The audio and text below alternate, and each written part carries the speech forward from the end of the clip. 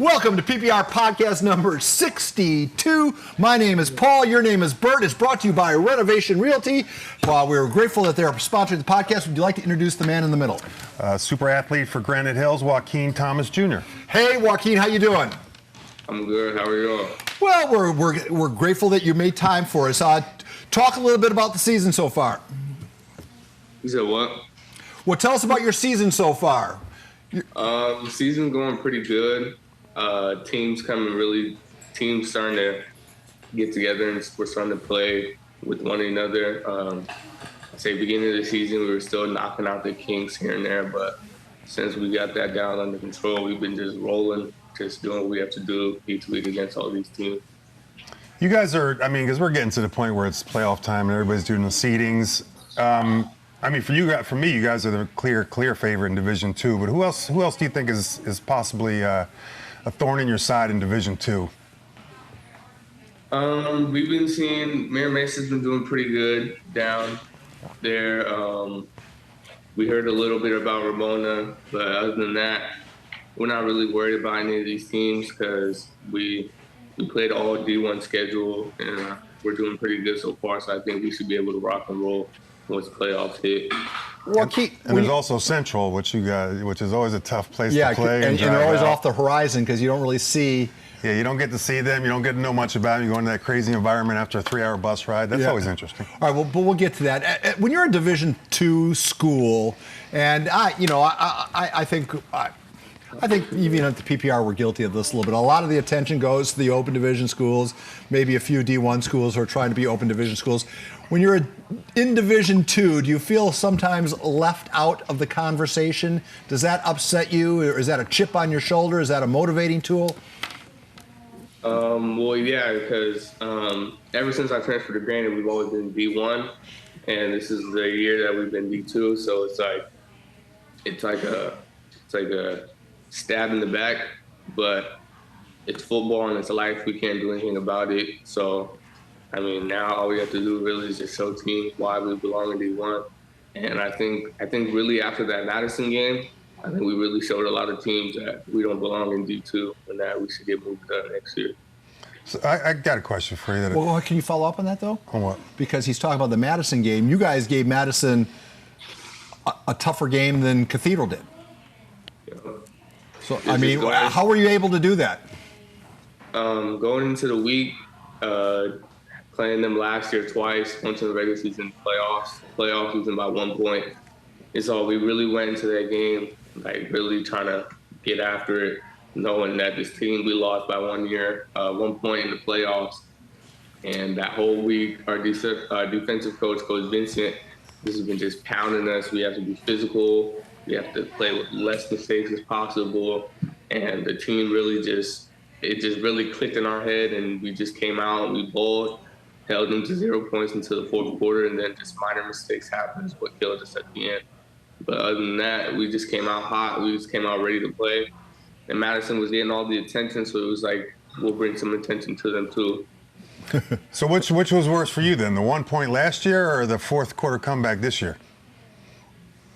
Well, I'm really proud of how my team, my offense and defense played this year. I probably say last year we had more mistakes than we did this year.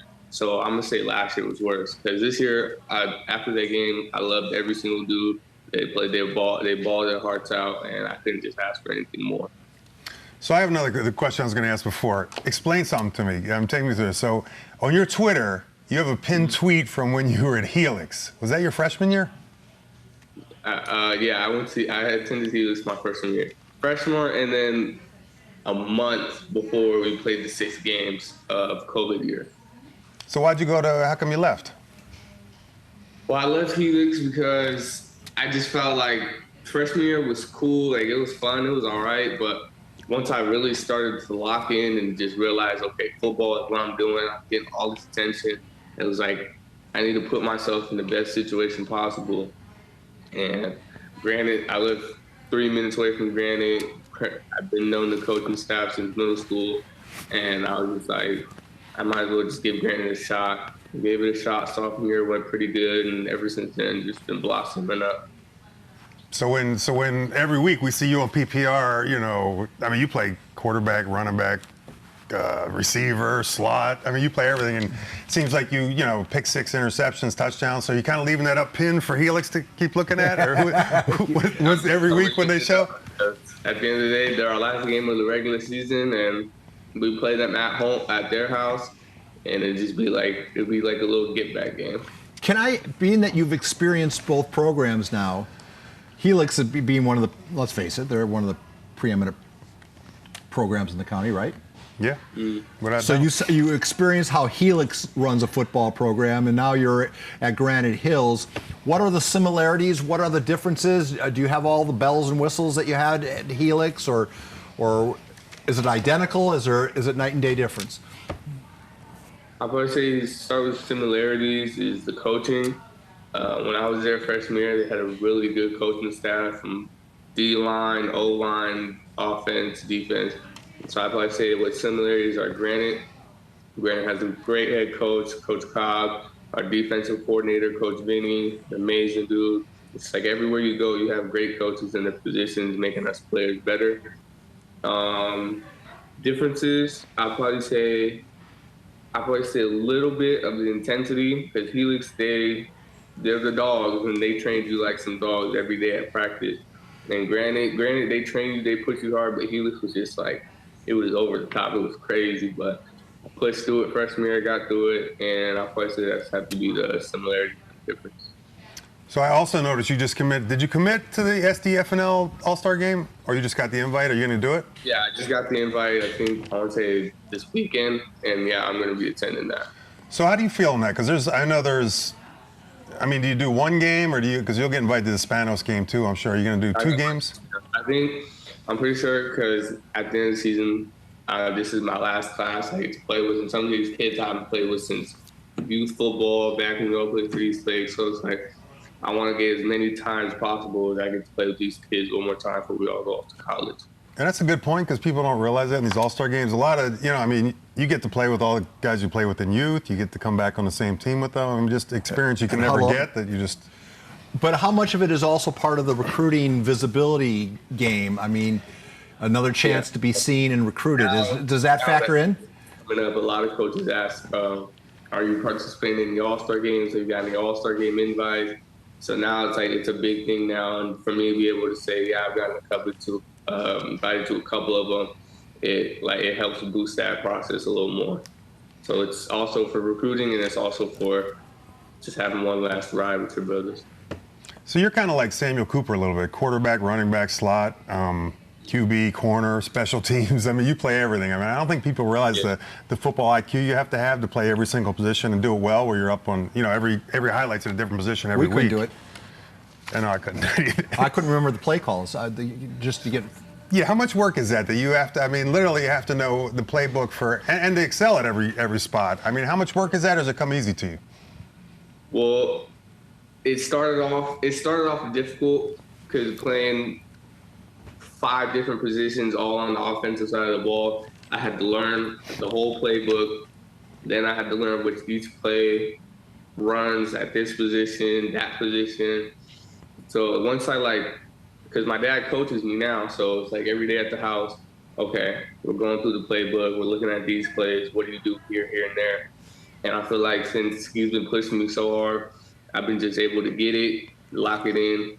And when I play the position, I don't just play them just to play them. I play them to dominate in the position. So if coach says, hey, I need to play quarterback this game, I'm going to go out and play like I'm Pat Mahomes. So now that it's fresh in my head and it's locked in the back, it's become pretty easy. Give us your favorite play call. In the huddle, how do you guys have a lot of words, or is it just simple one-word stuff? Take us into the huddle. Give us a call. It's 50-50. Just make it up. He don't know the difference. Just make up anything. No, man. hey, Joaquin, don't make it up. Take us. Is it formation? Give me a first play of the game Friday night. What's it going to be? First play, most likely we're going to go trips right over, XY scatter, F, pop. Well, not now that you gave it to everybody that watches. Well, yeah, so that's a pass play? It can be. So that's a read pass option deal. It can be, yeah. See, aren't you my football acronym? Yeah, It was right there. I picked up on you're it. up there with everybody. So the pop Bill is what? Belichick. Is that what does the pop refer to? Because in our play call, there's certain stuff that's called for certain positions. So trips right over for the receivers. Right. Scatter tells the linemen what they need to do. Then the F pop is for the running back. So each thing is broken up to what each position needs to hear. And we have signals too. So if you don't hear the play, you look at the signal. So it's like you gotta know both the signals and the play. Mm-hmm. The game is more sophisticated than when you played. Oh yeah. Sure. Whoa.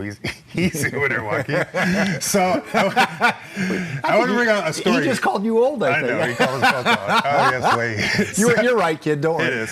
I was at, the first time I saw you was, I was doing the Oceanside. I think it might have been the first round of playoffs, and they were playing you guys in Oceanside, and I noticed you, and I kept saying, and then I asked the guy next to me who you were, and the guy ended up being your dad, which I didn't even know. So, So does he coach you, or I mean, is it youth, or is he on the staff there? Because he wasn't on the staff last year. He's our running back coach, but as me being a son, I don't play running back as much anymore. He still finds his way around the field to where I am to coach me up a little bit. Well, let's talk about that father-son relationship, because it's great that you get to share it on such an intimate basis. I can see the plus side of that. I can also see the downside of, well, you get to share it on an intimate basis. Your expression suggests to me that you know what I'm talking about. Could you put it in words for us, please? So obviously the good sides of having dad coaches. Choose your words wisely. Choose your words wisely here. Come on. All right, do it again, Joaquin. Tell us why. Tell us the pluses and the minuses. Okay. The pluses and the minuses of having your dad coach is you get that bond with him every single day. You guys have something to bond over and just build that relationship. And as my dad being someone that's almost made it to the next level, went to D1 at KU, and so it's like now I listen to him, because before I didn't realize this guy's he doesn't know what he's talking about. But now that I'm getting older and I'm starting to realize he has a lot of stuff that he can teach me because he was at that next level. So I just listen to everything he has to tell me. I just take it in. And the downsides is I mess up one time. Once, I'm hearing it at practice. I'm hearing it on the phone on the way home. I'm hearing it as soon as I enter the house. So it's like that. I'll probably say that's the only downside. But other than that, it's just nothing but positives. Yes. Yeah. So what do you got? You said you're at home. So what else do you do besides football? I know you got. Do you have other sports, or you just kind of focus on football year round? You got hobbies? What do you do? Other than football, I run track. And I play basketball. And when those aren't being done, I probably say I'm at home and study, get my studying out the way. And then other than that, I'm just average teenage kid to hang out with friends, play the video game every now and then. What's your video game of choice? What's your video game? What's your video game of choice? I'm about to go. I'm not like a Madden or 2K guy. I'm more like a Call of Duty type of guy. You don't want to ask him something too? We get this a lot. I mean, I think football's changed so much, high school in the last 3 or 4 years, because they're relying every year. Who's your rival now? It seems like there are no real rivals anymore, except maybe the Holy Bowl, you say, but they all seem to get mixed around with these division changes, seeding. I mean, who is your rival? I mean, it probably used to be Grossmont. I think it was Grossmont, and then they said Steele for a while. But then now this year, since this is the first year we've ever played Christian 15 seconds down from our high school, they said that was our rivals. So I'm like, I couldn't tell you. It changed the 3 years I was there. Yeah, that's the crazy part. Have you already played Christian this year? Yes, sir. How'd that go? They won by 40. You thrashed them, right? Oh. For the first time playing them ever, we crashed them. See, that's the problem. First time playing them ever, now we have to consider that a rivalry. I think Well, that's the part we miss when they realign these schools in divisions. And I think a lot of people talked about that when they were doing it, and no one gave it any heed because we don't care about rivalries anymore. But I think that's the kind of we always had. Who was your rival? O'Hara and Bonner. We had 2 rivalries. So you got 2. Yeah. All right, young man, tell us about the recruiting process. You have 3 stars next to your name. What is it? How does that translate into the phone ringing? Yeah, I got rated 3-star, I want to say middle sophomore year, kind of towards the end. And once I seen the stars, it felt good, that I'm being recognized by higher up recruiting level people. But now that I've grown up and got older, I realized some of these stars don't matter, because I've seen many 4, 3-star athletes that I know this Joe Schmo that doesn't have no stars, no publicity to his name, that's way better than he should be. So once I got the stars, in the beginning I was pretty happy. I was like, yeah, that's cool. But now I'm like, okay, it's just a star. Like, I appreciate you for recognizing me as that, but I just got a ball at the end of the day. And it helps with recruiting a little bit, but most coaches, they say they don't care 3, 4, 5 stars. They say if you're a baller, we're going to come find you. So that's how it's been going pretty far. I got a lot of schools every day hitting the Twitter, but I don't know if my dad runs it, so he just comes and tells me.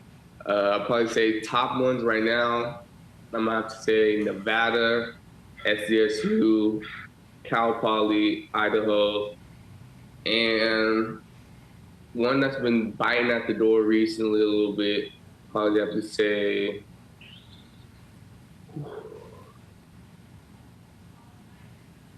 go with Vanderbilt. Vanderbilt's been biting pretty hard. Now, because we have this conversation, as you might imagine, every time with every kid who is like yourself, who is being recruited both in town, Aztecs, out of town. Can you talk a little bit about? I understand the reasons why you want to leave home and get out from mom and dad a little bit. What are the reasons to stay and play for the Aztecs and try to be part of that program, that be the part of that local contingent of kids that takes SDSU to the next level? I would like to say, because I have SDSU as one of my top schools, is one of my tops. And I'll probably say because I'm in my hometown, but all my roots are back home in the South. But just being in San Diego, being able to play at that new stadium and just surrounded by people that are from the same place as you, a lot of friends, a lot of peers. So it's like you won't get that feeling at another college like you would get at home. And especially when SDSU's 10 minutes down the street. I'd be closer to parents. I stay in touch with a lot more friends. And I feel like I wouldn't get homesick as I would if I went out of state. All right. Can I just follow up? Yeah. Because you said your roots are back south. Young man, tell me your family history. I just assumed you were a native San Diegan. No. Yeah, so actually my pops was born in Mississippi, raised in Kansas, went to Florida for a little bit, then once he got into the military, got stationed over here in San Diego. And I took that into consideration too, because I visited back to my mom's side, and my mom's side was cool, it was fun, but it's just like you don't get that same feeling in the South, especially when your dad was there and he's a big name in his town, and he went to KU. So it's like once I went back home on his side and met all the family, it was like everybody's walking around. Oh, you're Scooby, because I used to call him Scooby back home. So like, oh, you're Scooby, son.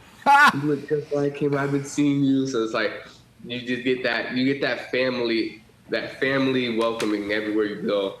So, and I've been taking that into consideration because I was thinking, do I want to go to a major college or do I want to go to an HBCU? Because recently I had Jackson State hit me up on the Twitter and they want me to come out to a game, and they've been texting me, really liking me, and they were like, it's just up to you if you want to come to a HBCU or not. So I've been taking that into consideration as well.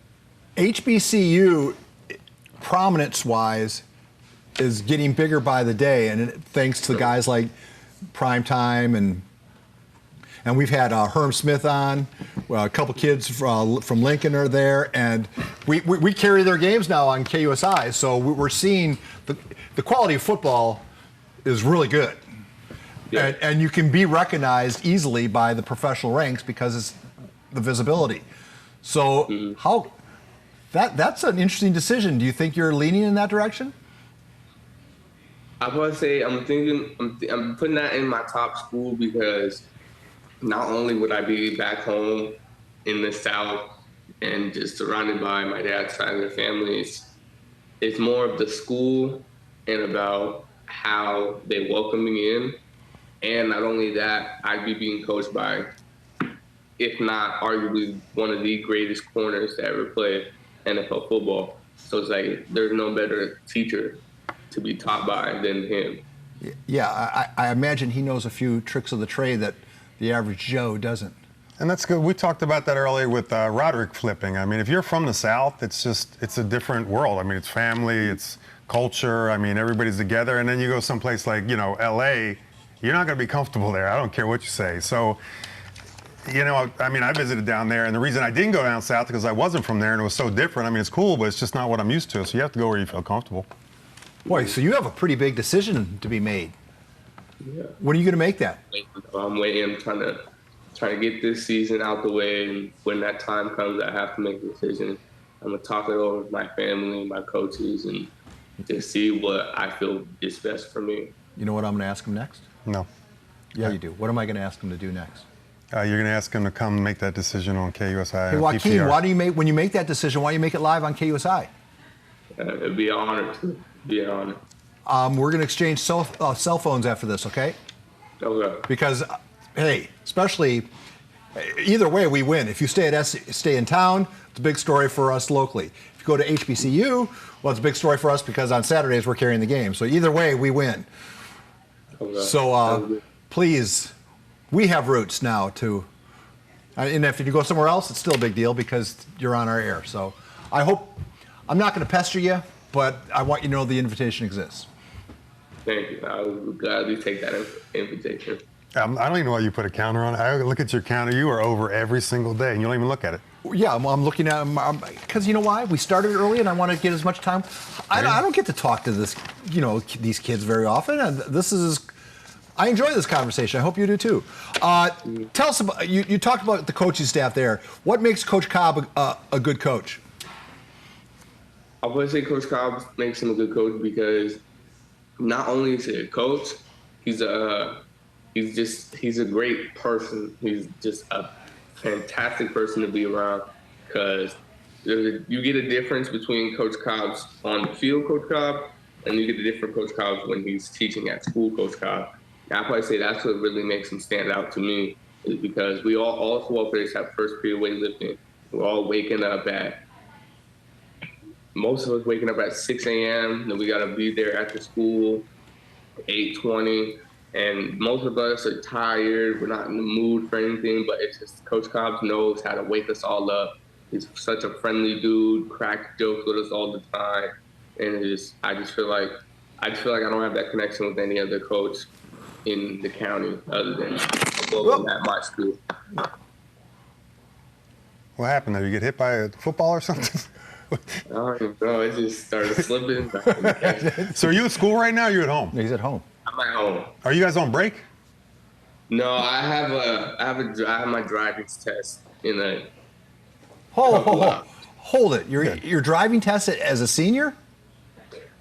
Look, COVID year messed me up pretty bad. It messed me up terribly bad, and I went to go take the courses, but I couldn't take the courses because of COVID, and then I had to wait till my junior year. Then I had to wait 6 months, but now Come on. All right. You don't say you can't get away from your dad. You don't even have a license. He's going to be driving you to prom.